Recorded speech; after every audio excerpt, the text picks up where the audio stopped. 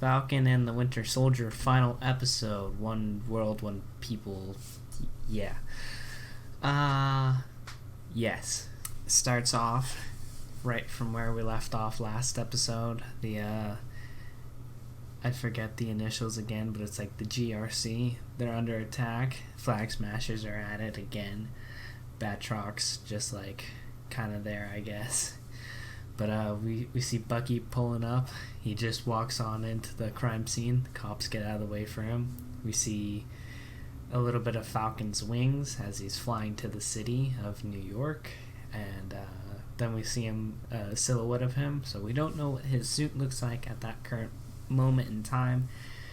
And then one of the Flag Smashers is about to, like, I don't know, is he about to shoot somebody? Or I don't. It doesn't matter.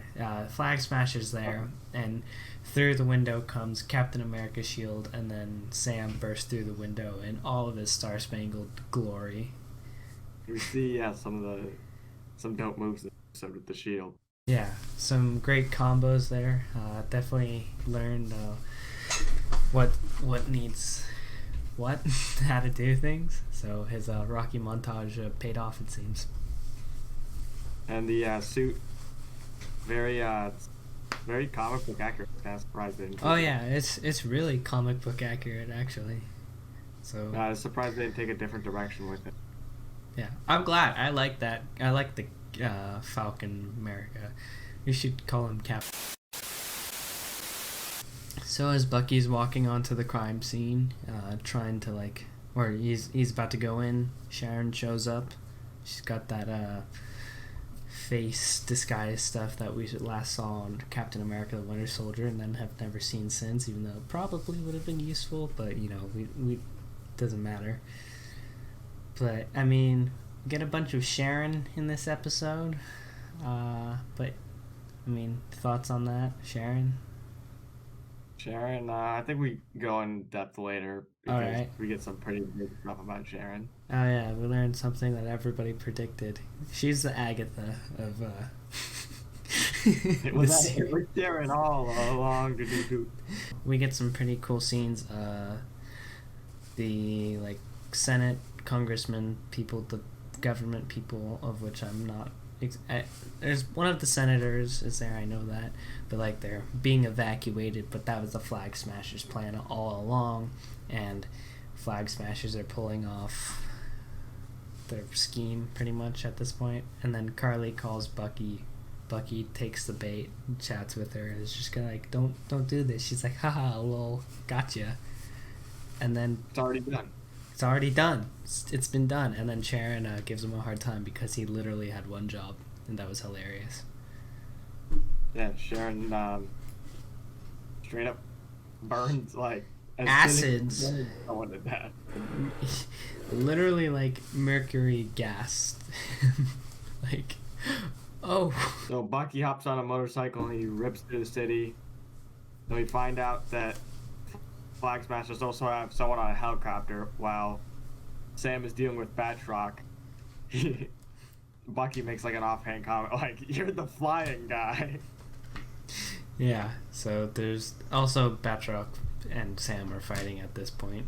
And the cool flips and Batroc's kicking. Yeah, a lot of gymnastics moves from Sam this episode. For sure, that Stump Devil's doing great. Yeah. So, I mean, they really deal with Batroc kind of quick. I mean, he's just knocked over, though we fly away. I know, it just kicks him and he's like, au revoir. And the next scene is Sam chasing after the helicopter. And we see him use the shield as he's flying. I thought that was kind of cool. We also see a lot of my favorite character return, Red Wing. I'm not sure he's a character. Red Wing helps save the day, and they just really, it's a lot of action sequences this episode, and of course the heroes have to save the innocent bystanders. But we get to this point where they attack the trucks again. The trucks are full of senator people. Yeah, they're full of the senators or Congress people, whatever. And then we see the one and only U.S. agent show up. I love it. He shows up with his welded together shield. And I love after also the first hit it takes, you instantly see it just take a fat dent. Like it's just steel and it acts like steel wood, or it's like sheet metal or something. Like if you were to shoot it, I'm pretty sure John would just be like, I've been hit. And we see a lot of John's rage again. They have this style of like almost PTSD type rage that John comes in. And Bucky, so they created a scratching for Bucky because Bucky is trying to save the people burning in this truck. So it opens this opportunity for John to take his revenge without getting checked. Yeah. But John with a plastic shield gets his ass beat by 4 super soldiers. I mean, really, he's over there with this flimsy shield. It's getting thrown around. He's getting thrown around. Like, dude, he even has somebody. I thought he was gonna, when he had somebody by the neck, I thought he was just gonna like snap it. I thought he was gonna go like crazy and just kill people. Yeah, he seems to be like, for someone that was fighting 4-ass random people, the U.S. military training really didn't seem to benefit there. And the action sequence keeps moving, and John and Bucky end up getting separated after Bucky saved John. And Carly's just hitting John a lot. And there's this point where Bucky is below and John's above, and then Carly sends the truck off the edge. And there's this moment where John has to make a choice where he could go and he could save the people and be a hero, or he could go and get Carly and have his revenge. And for a moment, they almost make you think he's going to get his revenge. And of course, Bucky is about to get hit with a truck, and we see the shield fly, his flimsy ass shield fly down, and he attempts to rescue the truck, giving us a little redemption for good guy Walker over here. And but he gets beat up and they all gang up on him again as he's trying to save the truck. So there's this moment where John fails and John and Bucky are below the truck now. And I was almost like, it's over for John Walker. He's dead. My man's about to get squished. Yeah, but of course, the one and only Captain America goes up, and the non-super soldiered man was able to lift up the truck with a little help. Well, he had 2 red wings and a bunch of jet rockets, and so and vibranium arms to hold it, and vibranium wings to like support it. So yeah, good man. Yep, and he saves the day, and it's almost like his first reveal to the public. It pretty much is. That there's a black Captain America. Look, it's Black Falcon. I knew it. Nope. That's Captain America. That was so... Okay, that was kind of cheesy. It was really cheesy. That was almost like from The Flash. I know, right? I saw somebody else say, at some moments it felt like CW Arrow. I was like, no. It was really... I was like, Arrowverse. Like, what he's doing that, and they're like, the streak, no way! Like, it's just like, it's supposed to be a real world, even though we got a guy with a metal arm and people lifting up 5-ton trucks. But, I just like a little realism, please. Sam comes in, one shield throw. Oh, yeah. And hits the biggest glut you've ever seen. In this episode, is a big tee up for Sam. I felt like everybody, some undeservedly, some deservedly, were taking a lot of L's for Sam to constantly prove that he's got this spot, and he deserved it. Yeah, but after that, the rest of the Flag Smashers they go into the underground to like running away. And so the three boys now, we've got the Team America. Yeah, I was very surprised. You know how easily Walker was just like, okay, I'll go with you guys. It's just like kind of like I was like, this is very Team Flash, where it's like you need a whole team to go to for this one thing. But Walker splits off, and you're like, oh, if he catches up to these other Flag Smashers, he's just gonna start ripping heads off. So Bucky goes with him, and I was like, oh, okay, so maybe we'll get like, John, this isn't the way. And no, we didn't get that. And then Sam goes off for Carly. So I mean, like, what comes next? The big scene comes next where we find out that so Carly finds Sharon, not Shannon. I don't know who Shannon is. Sharon meets up with Carly before Sam could get. We get a big reveal this whole time. Ta-da-da! Nobody guessed it. Sharon was the power broker. Nobody knew. Absolutely everybody knew. Everybody guessed it like immediately. It's like, oh, is Sharon the power broker? Yes. Yeah. They didn't introduce anybody else. There's no other like new characters. It's Sharon. It's like the Agnes. We see that she has a little struggle with Carly when we find out that, of course, she created Carly. She's the power broker, and Carly betrayed her. Yeah, Carly worked for her and all that. And Batroc comes, and he threatens blackmail. So Sharon says, "No." And shoots Batroc and then gets shot by Carly. Yeah, so they're in like a three-way Mexican standoff. Yeah. And Batroc is not the winner at all. And we'll never see Batroc again. So the gunshots help Sam find them, and he rushes to the scene to see Sharon. I was almost about to say Shannon. Sharon on the floor, and Carly with the gun. With the gun, yeah. Not a great scene. 2-2.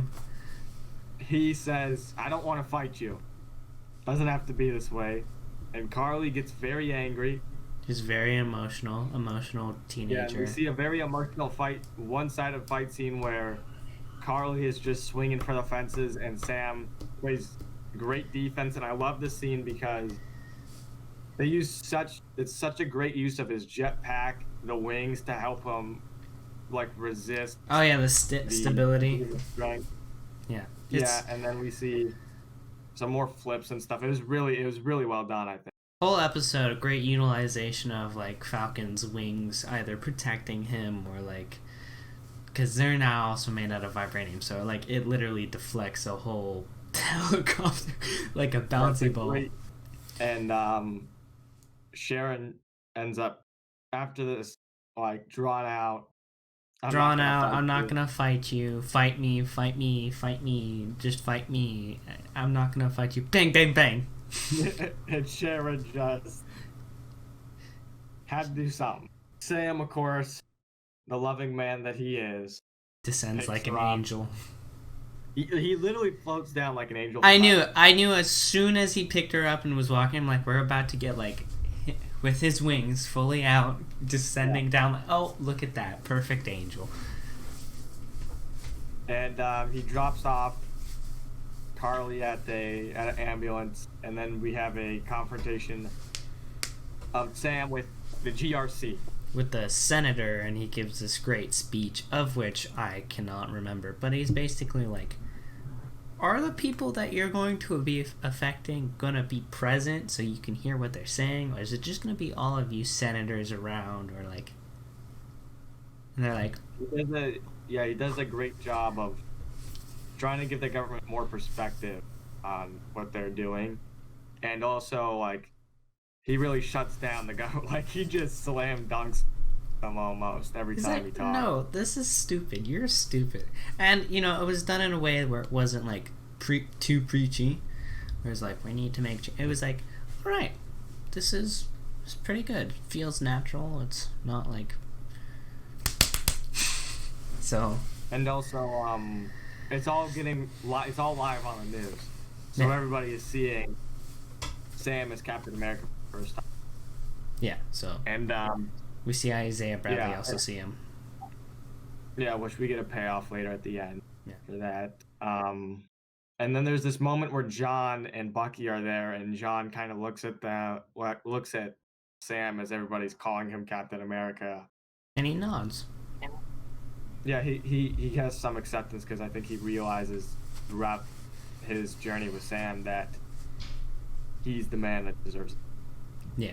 He doesn't go, that's my shield or anything. He doesn't he doesn't scream that at anybody. So it's just, we see this growth, and he just like acknowledges him and kind of like walks off or whatever.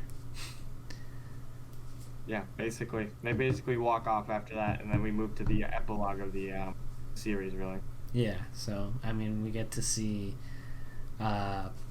the last 4 super soldiers are being arrested. John made this Abraham Lincoln quote, which Bucky was like, that was dumb. You're dumb. You can't... you're dumb. Oh, and then you want to say what happens to them? They're getting put away in the truck. And for a moment, I was almost like, oh, this is where John becomes U.S. agent right here. And the truck explodes, and you're like, who did it? And you see Zemo's butler, Big Joe. I totally forgot about Zemo's butler, and I saw this old man. I was like, what did this old man do? Why did he do this? And then you hear on the radio, these 4 super soldiers are dead, and you see Zemo go, yes. And it lays down. So he's having fun. Zemo's super stoked. His mission is pretty much complete. He's just, I mean, like, as Val says later, Zemo got the last laugh. He did. He really did get the last laugh. And then going straight into Contessa, Val. Don't call her Val. But, and we see John Walker put on the U.S. agent suit, which is also very comic book accurate. Also, like, quite... To the T. Yeah, it's the same suit, pretty much. Panel lines, like, and fabric and pockets and all of that. Probably just reduced amounts of red, but we've got the white stripes, and it's all black. There's no insignia on the forehead. It's...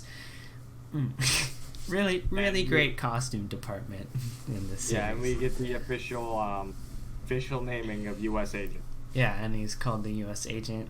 So, U.S. agent, I feel like Contessa has something to do with Ross, and he's going to be leading this suicide task force. She warns him to be on call. Yeah, because it's about to get funky, which is odd. She knows something. Yeah, I was like, what was I about to say? Oh, they kind of tee up U.S. agent as being like a great in my mind, U.S. agent's kind of like an anti-hero. Like, he's always upset and mad. I mean, they really redeemed John Walker in this episode with the Abraham Lincoln quotes and the saving people. And then they turn him into U.S. agent, and it was almost like a good thing. Right? Because you see him at the end, he's like, I'm back. He's just happy he's there with his wife, and it's like, oh, okay. I think what it's going to be is like, he's going to be this rip-off Captain America in the future, but he just gets really angry at some points. This is gonna be one of my predictions, but I think, like, I'm kind of worried the Thunderbolts are gonna be like the second-rate Avengers. Like, oh, this isn't an Avengers level threat. Get the Thunderbolts. Mysterio's like, this is a Thunderbolts level event, not an Avengers level threat, so we're gonna have to up the ante. So, yeah, I mean, I think if they were to go for something more like the Suicide Squad, kind of in that kind of tone, where it's just like the government's like, we control these guys. Yeah, and I think this whole series, and apparently in Black Widow, Contessa was supposed to show up. Yeah. So I think in Black Widow we'll see more Thunderbolt set up, of course, because Thunderbolt Ross is supposed to be a leading character. Maybe one of the most important things is Sam goes back to Isaiah's house, and he takes them to takes them on a field trip. Yeah, he takes them on a field trip to the Captain America Museum, where Sam has gotten Isaiah into the history books. He's got a whole statue. It's a really sweet scene. It's a really sweet scene, and you can see how much it means to Isaiah Bradley. And I think that actor's probably a little underused in this series, and I hope maybe he comes back for some more stuff. Yeah. Of course, with like maybe a Patriot show or something. So yeah, that's pretty much it. Oh, and then the post-credit scene, Sharon Carter gets her pardon, and then she comes out, and then she's like, "We're about to make so much money. We're gonna sell all of it." All of what? All the government. Yeah, I think we'll see a Captain America 4 movie. I think that's probably what's gonna happen.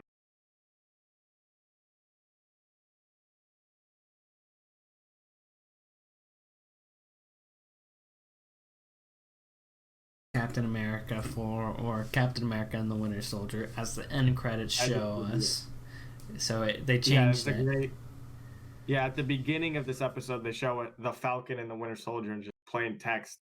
And at the end, we get, of course, which I think maybe after like a year or something, they might just totally rename the series. But it's totally just the Captain America and the Winter Soldier series. Yeah, so that's going to be the second series or movie or whatever. Movie. I think they'll do a movie probably. I mean, Captain America, of course. Who knows? We've just finished our Captain America, so they're going to probably give it a little time for everybody to see what's going on. And plus we've got Spider-Man to worry about, and Loki in June, and all of these other things. So it's going to be some time before we see these characters in a meaningful way again. As a whole, I was more excited for this originally than I was for like WandaVision, but WandaVision was like a sleeper agent that just came out of nowhere and assassinated me, and I was okay with it. But this one I was like legitimately excited for when it was announced, because this was like, oh yeah, these two characters are great. They had this great buddy cop thing, but in the end, I was kind of a little underwhelmed. I wanted all of it to be like every episode to be like 8s, and then this last one to be a 9. But this one really just kind of fell flat in some areas. I mean, it was great overall. I mean, it's again much better than like The Flash, although I love The Flash because of how bad it is. But like, yeah, I mean, overall, it's all right. It's good. Yeah. This whole series in general, it's like Captain America, it's a very clean cut, like cookie cutter. You know what it's like a very basic MCU series, but it meets all those requirements that make it MCU. Yeah. And I mean, it wasn't like I remember watching WandaVision just being just mind blown. This isn't mind blowing, but it makes you feel good. Yeah, I mean, the first episode of WandaVision, I would just remember like laughing to myself and like, what is going on? I'm so confused. Somebody send help. I'm scared. This one I was like, well, I can't wait for next week. It's also, a good show. Yeah, also I think a lot of people are forgetting how ambitious WandaVision really was compared to something like this. This is like they could have done this in like a movie almost. I think WandaVision wouldn't have worked. WandaVision played into the TV aspect very well. Yeah. Also, we have to remember that there was a whole storyline cut from this with the whole there was a whole pandemic, and obviously they didn't want to include a storyline about a pandemic while during a pandemic, because nobody wants to be reminded we're in a pandemic while watching superheroes do awesome flips and throw around a magic frisbee. So that got cut out for obvious reasons, and so I'm sure there was something a little something missing, and like probably some Flag Smasher stuff honestly like had to be cut. Yeah, I think probably more. I think also maybe more of Sharon and the Flag Smashers got kind of there because there's something missing there when they're confronting each other for me. Yeah. That we didn't get. Yeah, I think that's probably more of what got cut.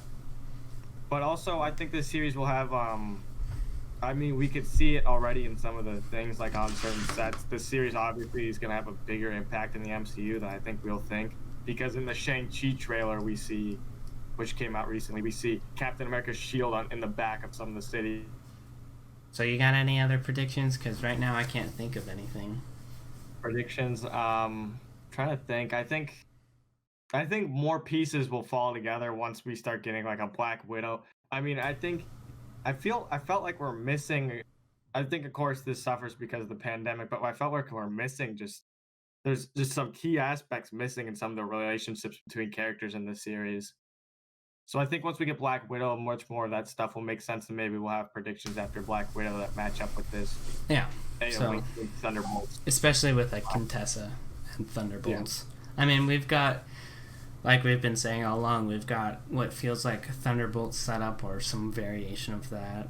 We've got the Young Avengers kind of feeling. I mean, yeah. I think soon it's going to be a lot of MCU with mutants, all of our original characters. I mean, we got the Thor movie. Oh yeah, there was no setup for Inhumans like people thought there was going to be. There was no setup for Armor Wars or X-Men, which a little surprised, but you know, overall, okay series. No, okay in Marvel terms. It's better than Agents of S.H.I.E.L.D. could ever do. Sorry, Agents of S.H.I.E.L.D. Better than The Flash, better than Arrowverse. Far better than the Inhumans TV show. We're never going to touch that. Falcon Winter Soldier or Captain America and the Winter Soldier. It's pretty good. Cookie cutter, of course, but I think it hit its mark. I think didn't surpass the mark, but it definitely hit the mark. Yeah. So other than that, that's all we have. And then Bad Batch comes out May 4th. Bad Batch is coming up. Loki in June. Black Widow's coming up.